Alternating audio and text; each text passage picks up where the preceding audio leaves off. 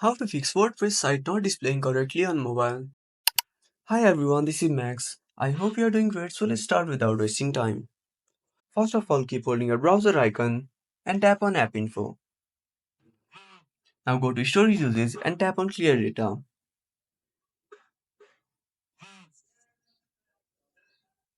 Now go back to your home screen.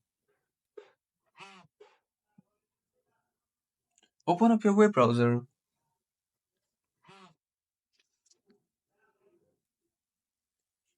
Now search for WordPress.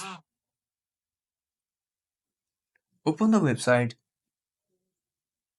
If this doesn't fix your issue, tap on the three dots and tap on Desktop Site.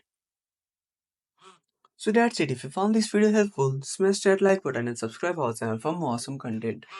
Have a burning question or want to suggest topic? Drop down a comment below. This is Max signing off until next time.